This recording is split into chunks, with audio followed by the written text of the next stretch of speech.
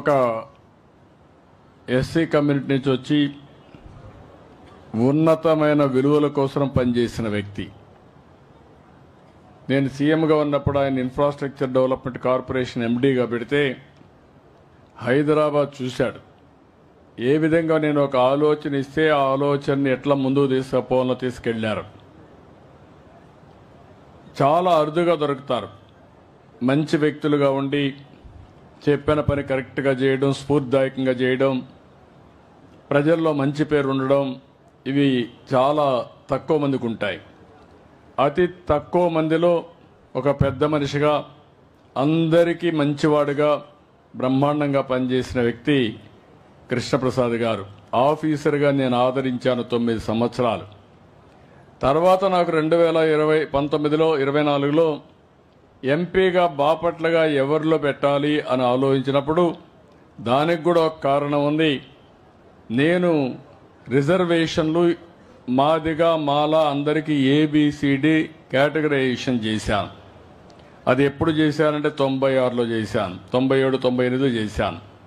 దాన్ని అమలు చేసిన తర్వాత నా తర్వాత అది కోర్టుకు పోయి సరిగా దాన్ని ఫైట్ చేయలేకపోతే మనం ఆ రిజర్వేషన్లు పోయినాయి.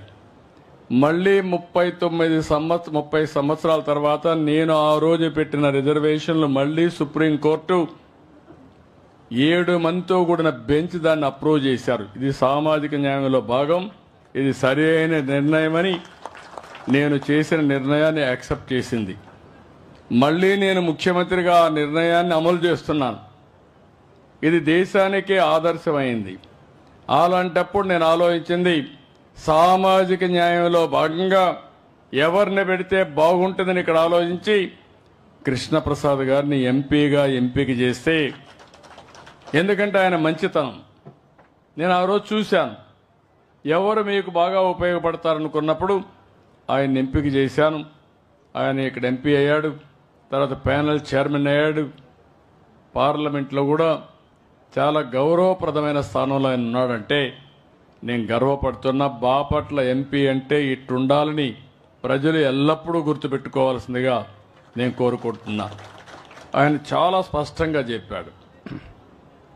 తల్లిదండ్రులు ఆయనకు సహకరించారు. ఆయన ఐపీఎస్ అయ్యాడు. ఆయన సేవలు నేను గుర్తించాను. నేను ఆయన్ని ఎంపీగా ఎంపిక చేసుకున్నాను. నేను ఆయన గుర్తించకపోతే, ఆయన మంచివాడు కాకపోతే ఆయనకి ఇచ్చుండనేమో. ఆయన మంచివాడని నా నమ్మకం. అందుకే ఆయనకి చేయూతనిచ్చా.